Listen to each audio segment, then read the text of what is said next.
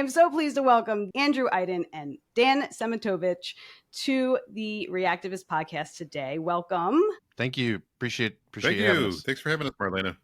They are the hosts of the podcast Deviant, and they are featuring a very scary tale of a serial killer named Israel Keyes. When I was listening to this, it felt like I was listening to a horror film, except it's real and it's frightening. Okay, so Andrew, why don't you start? Sure. Give us the background a little bit on Israel Keyes. So this is a guy. Well, first of all, let me just say, I like that you said it's a horror film, because that's an analogy I've been using with people, which is the story of this guy is a real life horror film, and the podcast is a horror film for your ears. The story of Israel Keyes is a guy who literally operated completely at random and out of view of investigators for years. And the reason he was able to do that is this is a guy that was incredibly meticulous about what he did. His victims were chosen at random. He would bury kill kits in far-flung corners of the country, and years later return to those kill kits, dig them up, drive hundreds of miles to random places, commit crimes and murders against random people, and then fly back to his home in Alaska. And when Drew says random people, he means random people. Most serial sexual offenders have a type, maybe someone who's larger or smaller, male, female, blonde, brunette. He didn't have any of that. That's another way that he was really different from a lot of serial killers and serial sexual offenders. Yeah, random completely. He had fantasies in his head for different types of people, but he didn't have a type. So it could have been anyone, anywhere, given all that. He was an equal opportunity murderer, is what you're saying, right? Yes. That's a good way to put it, yeah. One of the first things that struck me, Dan, you were narrating at the time, and you were saying that he was detailing the murder of Lorraine, the woman of the couple that he murdered. You said that the details were so horrific that you guys were just going to skip through them, but you guys had to listen to it. How do you metabolize that and walk away and do the rest of your day? We've listened to these tapes, and there's about 20, 25 hours of tape, something like that, thereabouts. And you never get used to it, and we've had to listen to it. We listen to it multiple times. We're putting together episodes, and we need to know this stuff backwards and forwards. And the details, sometimes the details are too graphic, that we don't want to share it. We want to be, one of the things we want to do with this show is not be exploitative, and I think sharing some of that stuff would be. Some of it is just too detailed. Like, I think that particular point in the show that you're referencing, he's talking in detail about how he tied Lorraine up. He goes into details about, I put a nail into the wall and tied this rope and did this and that, and like you could really tell he's reliving this moment, about how he's enacting this fantasy and building this sort of system of trusses.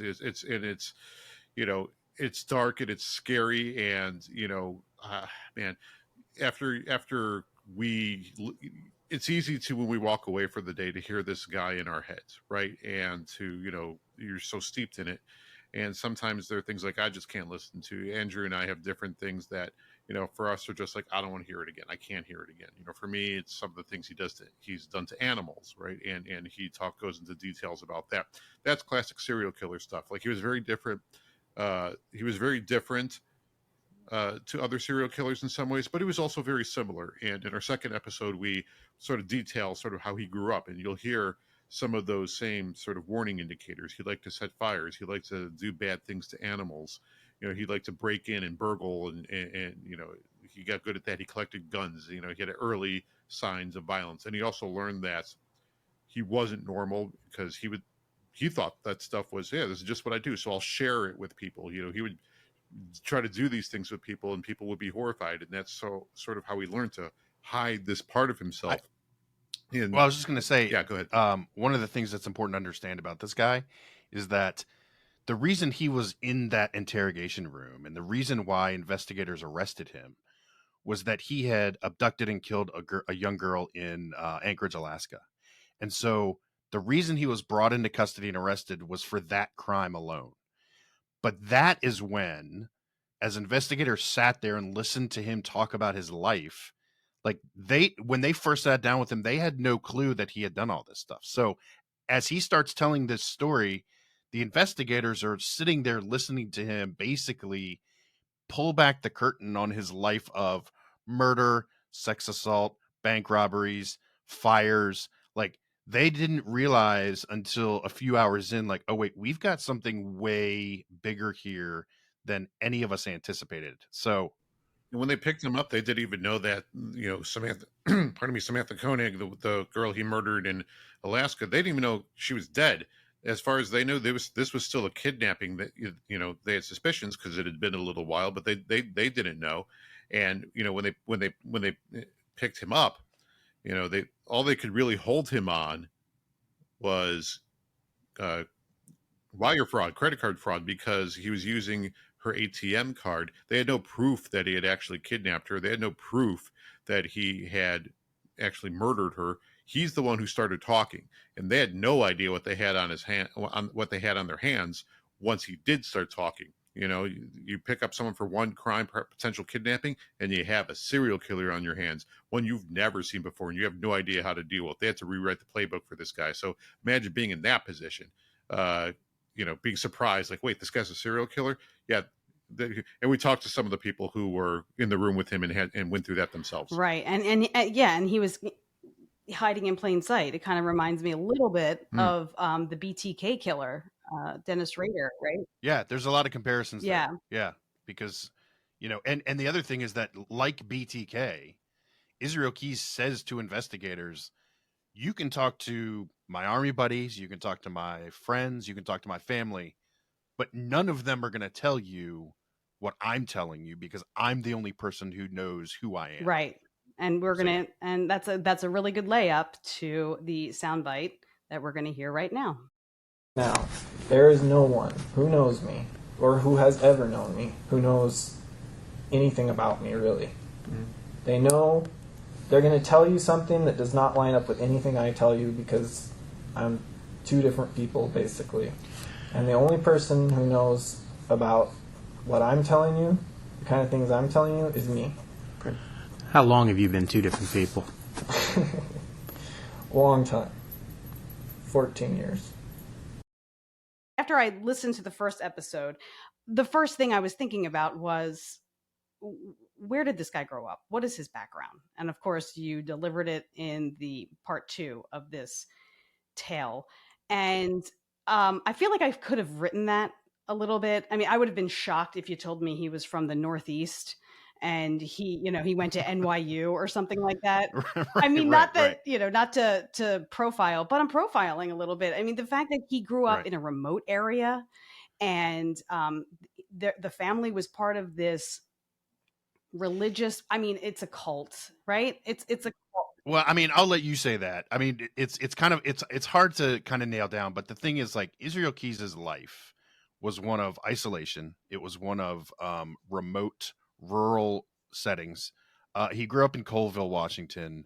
He had there were 9 Keys children. He was in a very large family. That at one point the family was in what was considered sort of kind of an Amish community, but then they moved to Colville, and he was part of this community called the Ark, which, frankly, dabbles in and has some tenets of white supremacy and anti-Semitism, are kind of like some of the core beliefs of their religion.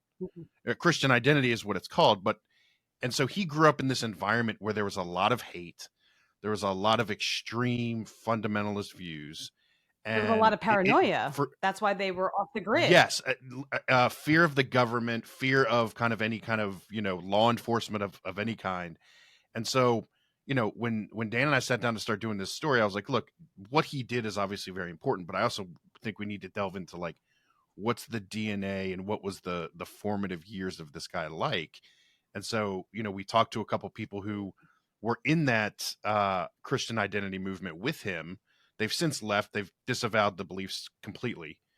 But what they did is they painted a picture of a guy that was actually kind of a perfect candidate to live and operate in that kind of a community because, he operated and had these very extreme beliefs. There was a very contentious relationship with his dad that they talked about. His dad was a very hardline disciplinarian.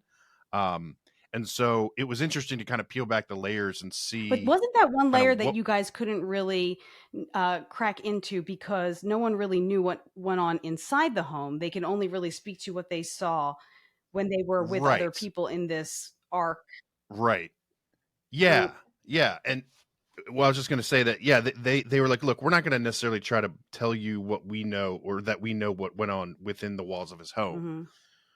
But they did say, from our experience, the people in that movement have very, very tumultuous home lives in general. Hmm. And so they were applying what they knew about the broad picture of that movement to the Keyes family. We do know a couple things about what didn't happen inside that home, one of which was electricity.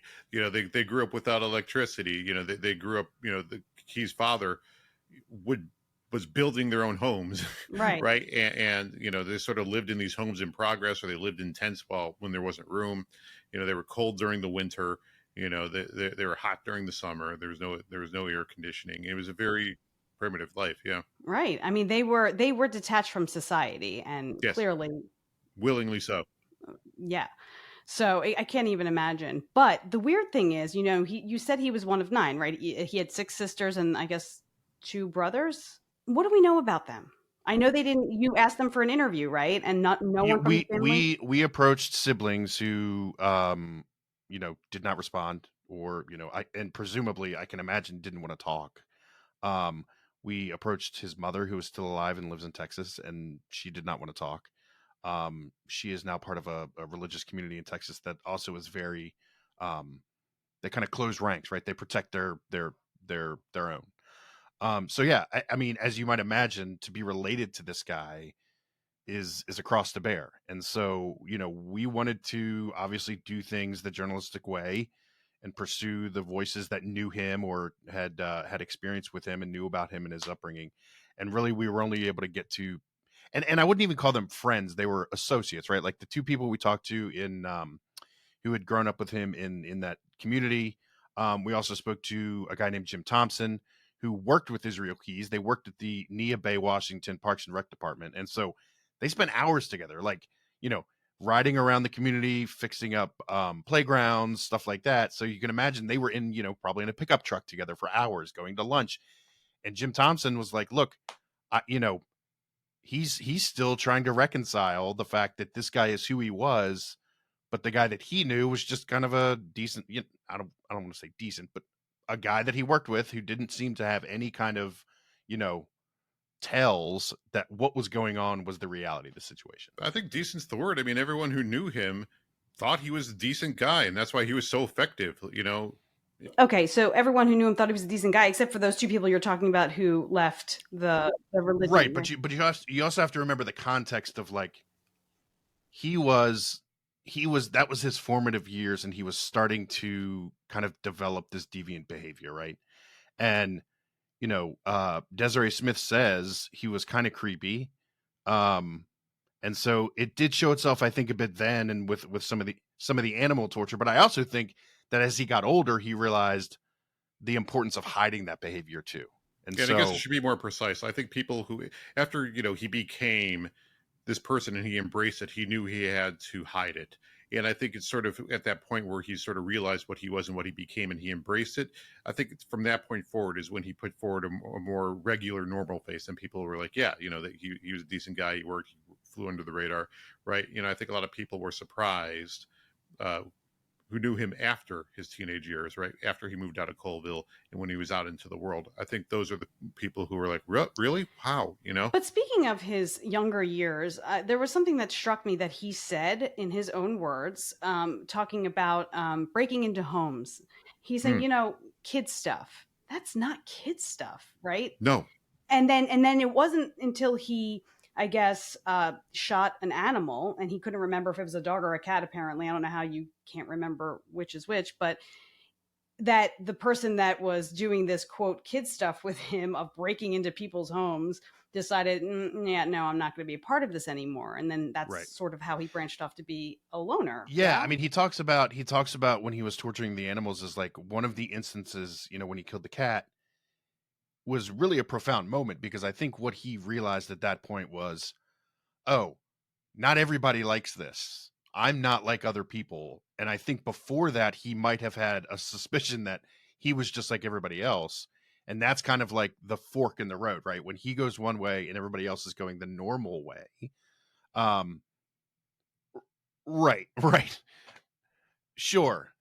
Relatively speaking. And so I think it was a profound moment of like understanding kind of who he was. And also on top of that, accepting who he was and starting to accept like, well, I'm going to go a different way. And this is just the way I'm going to go.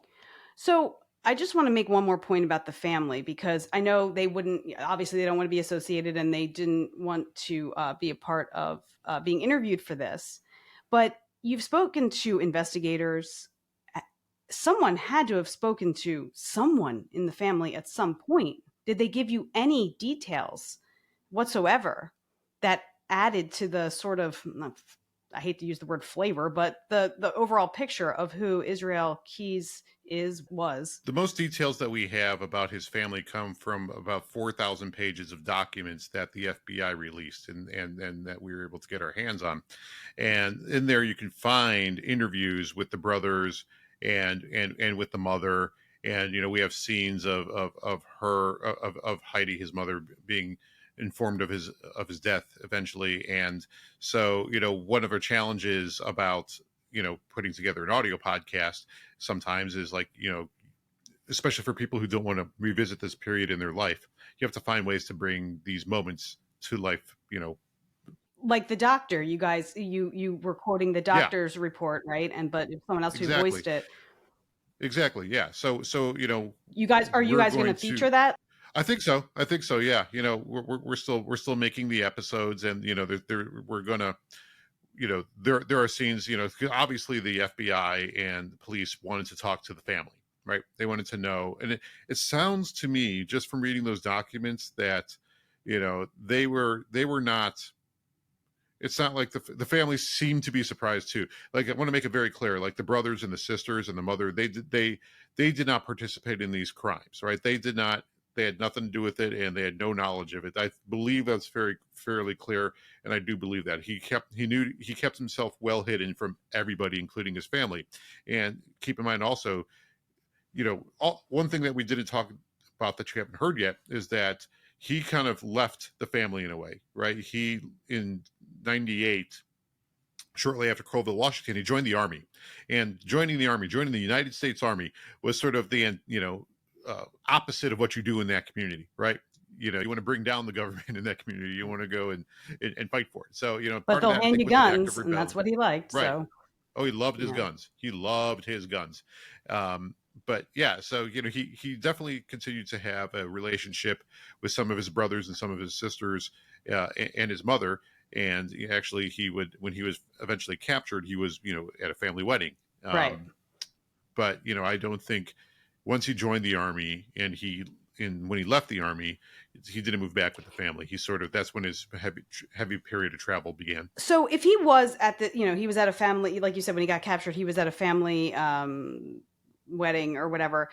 Mm-hmm. So I know they are not involved with the crimes, but I feel like they would have information about his whereabouts at times that could add to them piecing together the details and trying to figure out how many murders he actually did commit. Because as you said in the podcast, that he's saying 11 people, but.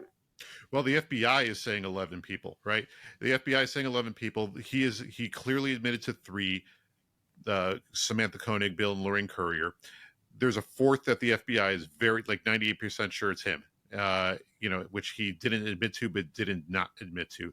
It's the other 7. And the FBI thinks there are 7 total victims, because a couple months before his suicide, they found these paintings in his own blood, 11 skulls that he'd painted in his own blood, also painted in blood the message, "We are one." So the FBI, and during his interrogations, you'll hear he did allude and, you know, say, "Oh, there's a couple bodies in Washington, or there's a body." You know, he would admit to crimes without giving the details of those crimes. So the FBI believes there's 11 because of those skulls. There could be more. He said things like, "Canadians don't count," right? And, you know, there's also the concept of practice murders that we learned about, where, a serial killer's serial is what he considers his victim. So let's say, it was 11. Those 11 would have been what he considered part of his, body of work. But often serial killers will commit practice murders as they're honing their craft, and they don't consider that part of their possession, if you will. Right.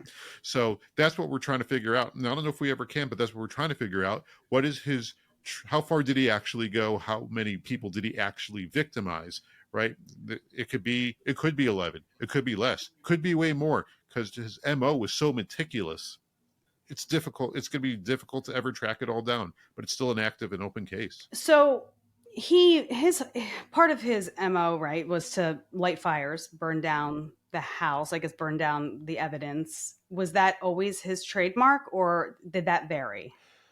It was not always his trademark, but it was part of kind of the overall picture. And so, I don't think it's uncommon to hear about people that engage in homicidal behavior. Part of their the makeup is an obsession with fire. And so, and in fact, one of the things he says in the interviews is that one of the first things he wanted to do was he wanted to burn down a church, actually. And I was going to dovetail back because you had asked about the family. And I think part of that is that, or part of the rift, as it were, for lack of a better term, between him and the rest of the family is Israel Keyes generally rejected religion. Once he went into the army, he talks about it in these interviews. He's like, I kind of rejected the religion. And I mean, it was a pretty harsh, experience he had in that universe. And I think that there was also, his desire to burn a church. I think part of that was like a statement about religion in general. But yeah, fire was a big part of what he wanted to do. I think, he set a fire in Texas after a bank robbery. It was always kind of part of what he liked to do. Yeah, and I think you bring up an important point. Like, yeah, he did say in interview tapes that fire is a good way to get rid of evidence, right? To get rid of what, and he said potentially, there is a victim who was disposed of that way. But people focus on the murderers of Israel Keyes, and rightfully so, because that's the most, sort of extreme act that he did. But fires was something, setting fires, arson, bank robberies, sexual assault. Those are all things that he did as well. So, and it's interesting, a lot of those, let's call them secondary crimes, the people who were victims wouldn't call them secondary crimes, but, would happen directly before or after he committed a murder, right? So the Bill and Lorraine Currier murders, for example, he talked about how his plan was he was going to, they weren't the original intended victims. He wanted to take a man, and his original plan was to take a man, steal his car, and then go on a bank robbery spree in Burlington, come back, dump the car. And, so that's the way he thought. It wasn't just, I'm going to find someone and kill them. I'm going to find someone and kill them. And then, go, play out this script that he had in his head, right, and what it should look like, right, and what would be, I guess, satisfying to him, I guess. So after he killed weird. Samantha Koenig, immediately after he took her that night in February 1st, 2012, the next morning he gets on a plane and flies to, goes on a cruise out of New Orleans. And then he comes, so then he comes back and for time, he spends some time in Texas where his family is. And he commits bank robbery, potentially another murder, and he burns down a house, right? And like, it just kind of goes, and this is sort of the pattern, and of him. And the more he did it, the more time went by, the more he had to do this stuff, which is actually what eventually got him caught. He lost control. He stopped, his MO started to, he diverted from it, right? And that's what got him caught. Something else that was eerie, and tell me if I misheard this, but when the investigators are speaking to him, right, you obviously hear him talking, and he doesn't sound bothered by anything he's saying. He's actually kind of amused with himself a little bit, but I feel like I heard other laughter in the room. Was it the investigators? And what is that about? Is that a nervous laugh, or? Well, I think, I think, so when we talked to investigators, they talked a lot about kind of the dynamics of these conversations. And I think, what they would say is that part of this conversation with him and establishing some rapport with him is contingent on the ability to kind of speak to him at his level, I guess, for lack of a better term. They have to, when they walk in the room, they have to take all they know about human decency, human, behavior, all of the things that us normal, rational human beings who are not homicidal killers, and they have to push that to the side, because in order to communicate with him effectively, they kind of have to talk to him on the level that he understands. Everything you hear investigators do in that room is part of a game, and it's all purposeful, right? There's a method, there's a strategy outside with the things you don't hear on the tape. All those, is how to deal with them, how to get through to this guy, right? There's all this behind the scenes stuff. They're dealing with the FBI's behavioral analysis unit, the profilers, who are also trying to give them hints. There's differing, and there are a lot of differing opinions within law enforcement about how to deal with him, about how to get the things, because while they're trying to get information out of him. They're trying to find out how many people, who else is a victim, where else are their bodies, where else are their bank robberies, where else are their sexual assaults. That's all they're trying to do. And so they're using any investigative method they can to pry that out of him. So if you hear laughter, if you hear them laughing along with him about something, it's because they feel like that's the right thing to do to get that information and solve cases. Kind of like Billy Bush when he was in the van with Donald Trump. I mean, not the same, but kind of the same. You know what?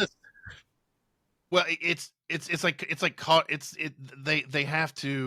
have to speak to him on his level. And like, the other thing that's interesting about these interrogations is that while there's all this stuff going on in the room, like, there was, as they started to understand who they were dealing with, there were other jurisdictions on outside the room. There were other district attorneys. There were other investigators.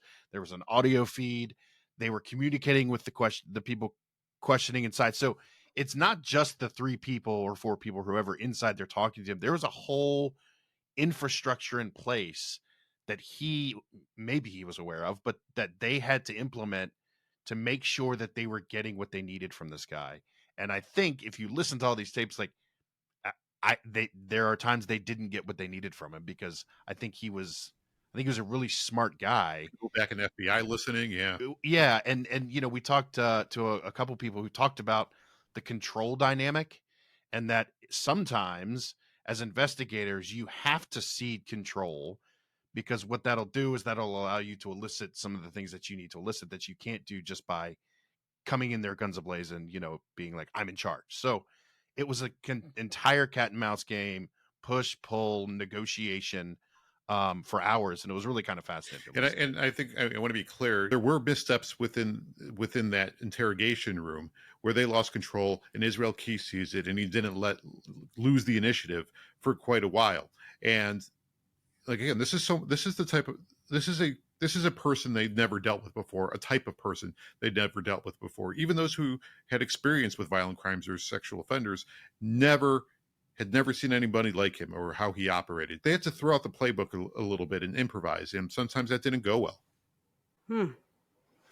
So, okay, let's talk a little bit about the genre of true crime. Obviously, there's a huge audience for this. It's not going anywhere. Is it a playbook for someone who isn't like you guys, isn't like me, who just watches it and is sort of drawn into the storyline like you would be drawn into any narrative? Could it sort of feed into more crime? It's interesting you bring that up, because one thing Israel Keys does talk about is how he was obsessed with studying other serial killers. He read Mindhunter, he read Dark Dreams, and he would see himself in that, right? And Mary Ellen had told us that serial killers study other serial killers. Obviously, they get the kick out of hearing the details, but also it helps them learn how not to get caught, which is one of the scary things about Israel Keys. If someone like Israel Keys can exist, who else is out there, right? Right. What have they learned from him? And I don't think hearing this secondhand, like, if you're not looking for it, I don't think that's going to necessarily, who knows, but I would imagine, like, listening to a true crime show isn't going to make someone wake up one day and say, I'm going to be a serial killer. I think that happens at an early age.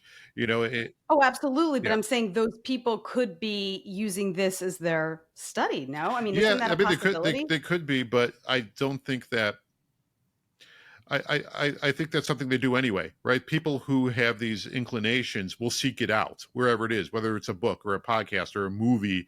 Israel Keys talks about there's a good chunk of tape where, long chunk of tape where he talks about other serial killers like that he studied and his favorite serial killers. Like he actually hated BTK, and he hated BTK because even though they were so similar in so many ways, he hated him because BTK, Dennis Rader, eventually expressed remorse for what he did, right?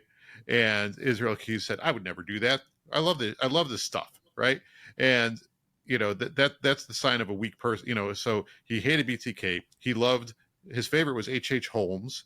His favorite serial killer was H.H. Holmes, who is the late 19th century here in Chicago, where I live. He built a murder castle during the Columbia World Exhibition and lured tourists into his murder castle. And, I say murder castle because it was sort of this boarding house that he designed specifically to kill people. And it was a very meticulous MO. That's what Israel was attracted to. Serial killers who were organized, methodical, in control, because he could relate to that. To be able to listen to a guy like Israel Keys talk for 25 hours about his psyche, I think there's value in that, not to just let a guy talk and give a guy a platform and, do a show where the guy's just going to talk endlessly. I think it's the value is if we can understand how people like this operate, then potentially in some way it can help us curb future people who operate this way. I had a feeling you were going there, right? And that's why we wanted to talk to Mary Ellen O'Toole, because it's one thing to just go, here's this crazy guy, listen to all the crazy things he says, versus here's this guy who did all these horrific things, here's all the things he said. Now we're going to talk to someone who understands how that works and what all of that means. And so that was really one of the core missions when we put the show together, was like, we need to bring some value here, rather than just giving a microphone to a guy who did horrific things. Right. And we have been very meticulous about that and making sure that comes through. Because there are things about the true crime genre that we don't want to be, right? And, we admire those who aren't. And I think one of those is the instinct to not be exploitative, right? We want to be respectful with the story we're telling. We want to be respectful with the people we're talking to. We want to be respectful of the victims as well. And, that's very important to us. So, I actually appreciated the fact that you didn't go into the gruesome details that you heard and then skipped over, because and I mean, I know I'm likening this to horror films, but it's true. Like, there are certain horror films, a horror franchise like Saw or something. Like, no, I don't want to do the torture thing. I don't find it entertaining, right? So I feel like it could be a real turnoff. Certainly, and I'll be honest, like me and Dan and Clark, who is one of the producers on this, like the three of us have had very spirited conversations about what we should or shouldn't leave in or take out, and like the three of us, like Dan and I have gotten into it. Like, we'll go to the mat, like on what we think. We're like, no, I don't know if this is, I think this is too much. And Dan may counter and be like, no, but we need to leave this in because we need people to understand X, Y, and Z, or vice versa. And it's like, that is always top of mind. And from a listening experience, like you said, Marlena, like, so you just don't need that stuff. Right. But the point is to make the point. Right. And I think that's sort of our line. And that's where any disagreements come from. How much do we give to make the point that we're trying to make here? Right. And that point and no further is sort of our guiding principle. Sometimes there's disagreements on where that point is, but we get there. And frankly, like you were talking about a horror film, the most effective horror films, the most effective content in the genre of trying to elicit reaction, emotion, they're effective because of what they won't show or what they won't tell you. Yeah. And right. You leave it up to the that viewer. Oftentimes is the greatest way to do it. Oh. So. But at least in the horror films, it's not real. Like that's the craziest part. I mean, this, you were talking about Desiree Smith, and she used the word creepy a lot in her descriptions. And I would go further. I mean, it's kind of nauseating to know that there are people out there, because Israel Keys is one person, but there's levels of him out there, right? And how would you even know what to look for. You wouldn't. Right? Not if they're meticulous like he is. And that's the thing about him. There's a period for between, I don't know, 2001 until he was captured, where any of us could have just randomly walked by him in the grocery store, right? He traveled so much into Right. so many places, both domestically and Moving internationally. target, right? What's that? Moving target. Moving target. And, so he just loved to travel. And, so like when I say it could have been anyone, anywhere, it could have, because we don't know where all those kill kits are. To this day, there's still caches and kill kits buried out there. He got caught, right? And eventually committed suicide. Fine. What happens to a serial killer if they, grow old? Let's say he grew into his 70s. At some point, does someone like that ever sort of, for lack of a better term, retire from serial killing? Or do they just kill until their dying day? It's a good question. As we know with BTK, he took, a long time off, and, it's a good question. And I'm not sure it's one we delved into with Mary Ellen, but, one thing I do know, go ahead, so the BAU, when they study serial killers, like if you've watched Mindhunter or anything like that, you'll see they surveyed serial killers and they sort of built a database, and they work in statistics and science and probabilities, right? So I think on average, most serial killers reach their peak in their mid 20s to early 30s. And then depending on who it is, like there are people who absolutely don't conform to this. A lot of times they wind down or as their brain chemistry changes or as they grow old. We all go through changes as we age, right?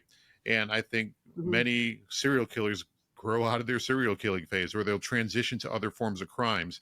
But often, they don't get the chance, because one of the needs for serial killers and serial sexual offenders is they get a high out of it. It's almost like heroin in a way. They have to keep chasing the next rush, and then the next one has to be better, bigger and better than the last one, right?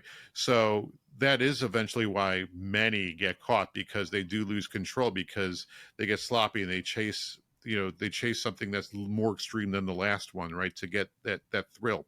But yeah, some serial killers have never been caught, and some have grown old. And the best serial killers are the ones who haven't been caught, right? So it's almost tough or the worst serial killers. That's what I meant. Yeah, as soon as the word "best" came out of my mouth, the most effective serial killers, let's say it that way, right? Yeah, there you go. Are the ones who haven't been caught. So it's almost tough to study them, because it's rare that you find them in the wild. And it's funny, because when you look at, or ironic, I think is the right word, is when you look at his real keys, for all of his meticulous planning, for all of his attention to detail and the minutia that he would pay attention to for years, the reason he got caught is because he slipped up and used a debit card one too many times. And like, you would think that would be like an obvious, like if you're a serial killer, like don't use the credit card, don't use the debit card. But he used it too many times. And that's where they got him. And it was like, of all the things and all the meticulous planning, the one thing he overlooked, because he is admittedly, in that period of his life, right before he got caught, he was going through some stuff and he was starting to get sloppy and lose control. And so it was a perfect example. Right. Don't leave a trail, like an obvious electronic trail. And part of that also was committing a crime where he lived. That's the first time that we know of, at least, that he committed something in his own backyard. Even when he lived in Washington, some of the potential murders that are linked to him, they were a couple hours away. Most of them were a couple hours away from where he lived. Samantha Koenig, he lived in Anchorage. Samantha Koenig lived in Anchorage. And for, 10 years prior to that, for the most part, most of his crimes were committed. He was elsewhere in the country. He didn't, don't go to the bathroom where you eat, right? And that's sort of where his self-inflicted demise started to come about. When that's another way he left his MO, right? He did it to a relatively a neighbor, compared to the other people he committed crimes against. And when he did it sort of close to home, like you said, a few miles, I guess it was in Oregon, when he said he went to a place where people would vacation, right? Yeah, that was one of his early crimes. Yeah. And then he never murdered her, and he regretted that because he really did fear the idea that she may have told someone and it might get back to him. The investigators never really confirmed whether or not that crime ever happened because They couldn't. Right? They couldn't. Yeah, they look for her. They believe him, and that's one of the things, when you listen to him and investigators who try to suss out, what do we believe? What do we think? Where do we think he's full of it? Because serial killers, serial sexual offenders, they lie. They do. Like they do it instinctually. So, to suss out what is true. They believe that story about the girl he took off that river near Maupin, Oregon, and sexually assaulted her in a outhouse. They believe that story is true. There are other things that he said they don't believe is true. But that one they believe is true. They just haven't been able to locate her. There was a book written about him in 2019 by Maureen Callahan. Yep. Have you guys spoken to her at all? We haven't. It's a good book, American Predator. Yeah. Yeah, American Predator. I think our approach was, Maureen wrote it's a great book, and I think what we wanted to do was really try to do the story in our own way, and kind of shape it the way we saw it without being influenced by others who have already done that. And so, well, it would be kind of interesting though, like when you guys conclude this case, maybe to bring her in at the end as sort of like as a roundtable. Yeah, because it would be an interesting conversation to hear her thoughts on, because the thing about Israel Keys is that one of the obviously one of the core questions is like, how far did he go? But the other core question is, as Dan was just saying, like, how much of this can we believe, right? And it would be an interesting conversation with somebody like Maureen to kind of be like, okay, from your perspective, having literally written the book on this case, where do you stand on some of these things? What do you believe he did? How far he went? How truthful he was? But yeah, it's a good book. Recommend it. You say it's 25 hours of him talking. Don't quote me, even though I'm quoting me on 25 hours. I think it's 12 or 15. I could be. I think it's more like that. But okay. I forget. It's a lot. It's many hours. It's still a lot. Yeah. But but there's going to be another episode. Oh yeah, we're planning a 7-episode run on Israel Keys, and the concept of our show is, we believe that a story should only be as long as it is compelling, right? As long as it's a good story, that's how long you should tell it. And a little bit about the podcasting business, a lot of the models out there is, you need to, if you're doing something like a season, business dictates 8 to 10 episodes of your season. So sometimes a lot of podcasters have to stretch to meet that goal. We're planning on telling a story for as long as it is good, and not going away for a season, right, or for a year. We're just going to move on to the next story, and then the next story, the next story. So Israel Keys is going to be 7, we think, at least 7 episodes. Then we're going to move on to another story that may be 2 or 3, or could be 8, right? It's just however long it deserves. Do you guys have an idea of what you might do next, or you're going to keep that under wraps? We have a couple ideas. I think we'll probably keep it under wraps, but we have, as you know, having worked in this industry, Marlena, we've got a spreadsheet that's about 60 stories long. And so we are in production and pre-production and post-production all at the same time. Oh yeah. We have not chosen the easiest way to do this. We'll see how long it goes. Well, that's the thing. Like we're doing this in a way that not many others have, and we're doing it with 3 people. So, will our heads and hearts explode in 2 months? Maybe, but we're going for it. Will we hurt each other's feelings? Probably. Yes. But not as much as your subjects have hurt their victims. So you're ahead of the game. Yes, absolutely, and I think that, especially in the true crime space, there's a lot of shows where like people would just kind of like talk about the crimes, right, and just kind of flip on the mics, which is fun, which that's for some people. We wanted to really do this in like a storytelling, long form kind of documentary, journalistic kind of a way. Yeah, it feels like a docuseries. That's what it feels like. Yeah, that's kind of the goal. That's what we're going for. Yeah, it's going to be the never-ending docuseries that just moves from story to story. And I'm having a panic attack as I say that out loud. But I think it's going to be... Well, yeah, it's really well done. It's really well done.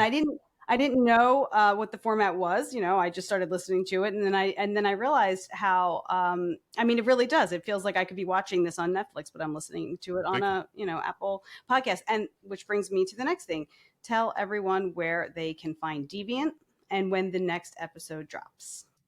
You can find it. That we were both waiting. Wherever you can get your podcasts: Apple, Spotify, iHeart. All the things, right? All the things. I mean, at this point, It's it's there. just like wherever Okay. you get it, it's there. We've made sure of that. And if you listen to it, and please follow it, right? Please follow it or subscribe it, whatever the service you terminology your service uses. And if you like it, please rate it and review it if you're able to. Like that really helps us out. Leaving a 5-star rating if you thought it was 5 stars, and leaving a review as well. And if you're into social too, we post on Instagram and TikTok a lot, so you can find us at deviant.podcast on those platforms too. Show drops on Tuesdays. Okay, perfect. All right, guys. Well, this has been awesome. It was great having you. Thank you so much for having us. Yeah. It is what nightmares are made of, and I hope we can do this again. Yeah, absolutely. All right. Well, that concludes our segment today with Andrew Iden and Dan Szematowics. Common spelling, common pronunciation. Why am I not? Why is that not rolling off my tongue? There's no expectation on my part here. But I'm usually so good. I forget it sometimes. I heard you say it. But I heard you say it several times in the podcast. I mean, look. How often do people call you Marlena Schiavo? Well, let's start with Marlena. Some people just call me Marlena. And well, that doesn't even make sense. Well, of course it doesn't make sense, but hey, and yeah, Schiavo, forget it. Yeah, all the time. I don't know. I've gone deaf to it. Yeah. I always say, just call me Mar, and then no one ever does. I mean, you do. Mars. Yeah. Mars. Yeah. Yes. Yeah. Or is he? Whatever your pleasure. Yeah. All right, guys. Well, thank you so much again, and I would love to have you back to talk about more true crime. We'd love to be back. Thanks, Marlene. Appreciate it.